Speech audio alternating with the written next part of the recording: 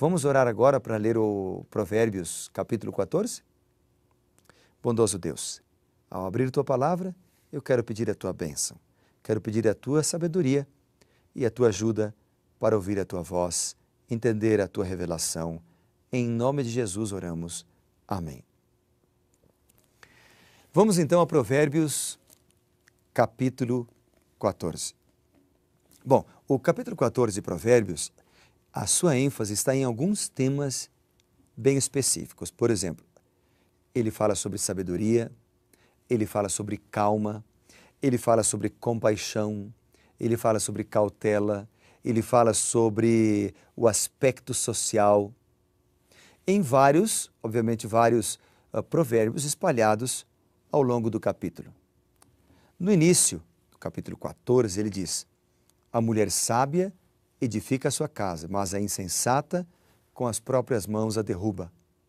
Interessante que no início do livro de Provérbios vem falando muito sobre a mulher adúltera, mas aqui em diante começa a falar também sobre a mulher sábia. O Provérbios 31, por exemplo, quase todo ele, boa parte dele, são versículos falando da mulher sábia, a mulher trabalhadora. A palavra sábia aqui tem a ver com trabalhadora, tem a ver com fiel, tem a ver com uma mulher guiada pelo Espírito. Que mais? Ele diz no versículo 2, o que anda na retidão teme ao Senhor. Então a palavra temer ao Senhor tem a ver aqui com ser consagrado ao Senhor, respeitar ao Senhor. Então já nos dois primeiros versículos ele fala de uma mulher íntegra, consagrada, trabalhadora e de um homem que teme ao Senhor. Já pensou um casamento assim? Um homem fiel, trabalhador, que teme ao Senhor, casado com uma mulher sábia, íntegra, trabalhadora e fiel também? Certamente esse casamento, essa família será abençoada. Outros versículos do Provérbios 14 é o versículo 4. O versículo 4 diz assim: não havendo bois, o celeiro fica limpo. E aí na sequência ele diz assim: mas pela força do boi, a abundância de colheitas. Aqui nós podemos entender algumas coisas, algumas aplicações até homiléticas aqui. Primeiro, eu ouvi uma vez uma frase que diz o seguinte: que crescer dói. Ou seja, se você não quer trabalhar, se você não quer suar, se você não quer se dedicar, se você não quer se esforçar, então basta você não ter sonhos, não ter ambições, não ter desejo de crescimento, não ter metas. Porque é o que ele vem colocando aqui, ó, não havendo bois, uma tradução também para esse versículo aqui seria a seguinte tradução: não havendo bois, não há grãos. Ou seja, não havendo sonhos, não há esforço. Não havendo metas, não há dedicação. O que ele está falando aqui, através desta parábola, é que nós precisamos aprender a ter sonhos, a ter metas de vida. Você tem algum sonho? Você já alcançou algum sonho? Eu quero desafiar você a ter metas de crescimento, a pegar um papel ou no seu computador, anotar, fazer uma lista de sonhos, uma lista de metas a alcançar, metas, sonhos de curto prazo, de médio prazo e de longo prazo, e começar a orar por eles. Alguns você vai alcançar mais cedo, outros vai alcançar mais tarde, e talvez alguns você nunca vai alcançar. Eu já mencionei sobre isso aqui, quando falávamos lá no livro de Salmos. Por isso agora há pouco eu até me confundi e falei de Salmos, porque eu mencionei aqui sobre ter sonhos, ter metas, e volto a falar novamente. Escreva seus sonhos, ore por eles e lute por eles. Tá bom? Outro versículo que eu destaquei do Provérbios capítulo 14 é o versículo 12. Diz assim: há caminho que ao homem parece direito, mas ao cabo dá em caminhos de morte.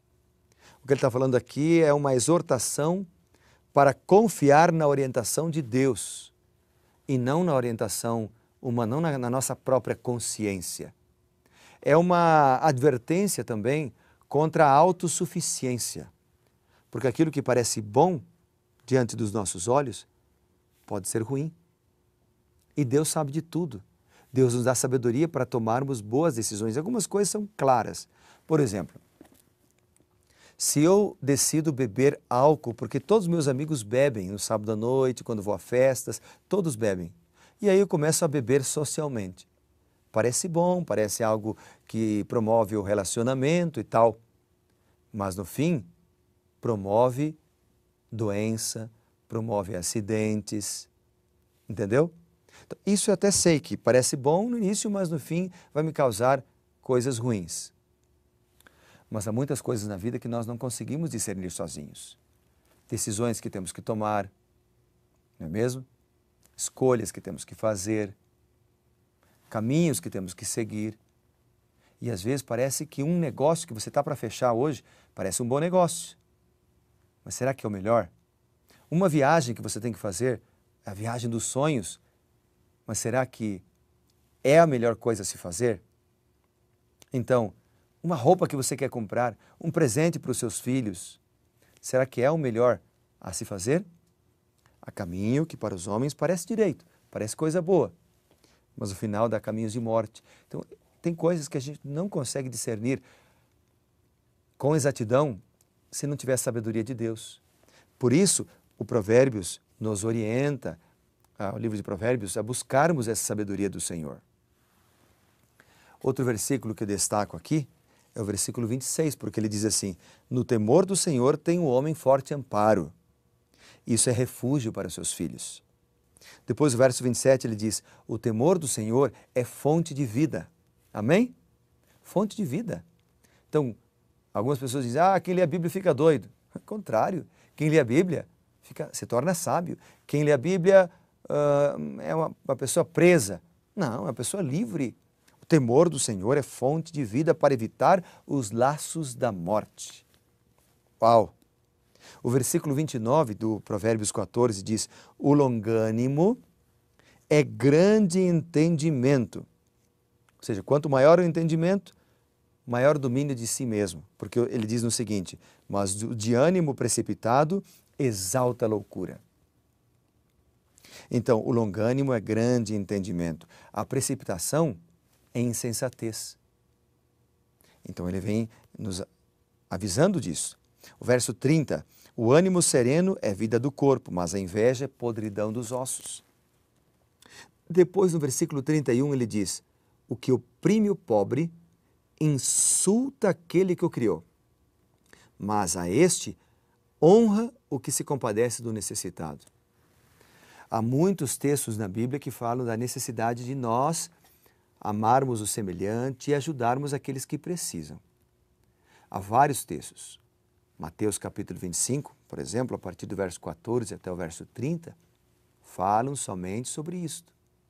Quando nós lemos lá em Lucas, por exemplo, no capítulo 19, dos versos 11 até o 27, falam disto. Outro texto da Bíblia é Gálatas 2, o versículo 10. Quer ver o que diz ali? Vamos ler juntos. Gálatas 2, versículo 10. Recomendando-nos somente que nos lembrássemos dos pobres, o que também me esforcei por fazer. Há vários textos da Bíblia que falam da compaixão, do amor para com aqueles que necessitam ser amados, que têm menos oportunidades. Então ele diz assim, no coração do prudente repousa a sabedoria, mas o que há no interior dos insensatos vem a lume. Depois do verso 35, o servo prudente goza o favor do rei, mas o que procede indignamente é objeto do seu furor. Então, se você liga isso com Mateus 25, onde mostra que quando o rei vier, ele dará condenação para aqueles que não amaram os necessitados, não ajudaram aqueles que precisavam, então você entende aqui o seguinte, que a prudência verdadeira que vem do Senhor, a sabedoria verdadeira que vem do Senhor, leva-nos a amar, leva-nos a respeitar, leva-nos a ajudar aqueles que precisam. Amém?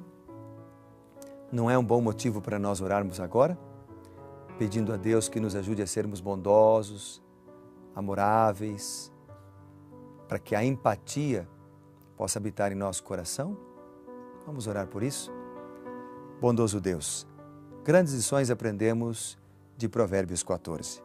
Agora, Pai, ajuda-nos a colocar em prática aquilo que a Tua palavra nos ensinou. Ajuda-nos a amar as pessoas, a sermos fiéis, ajudarmos o próximo e andarmos em Teus caminhos. Dá-nos a Tua sabedoria, em nome de Jesus.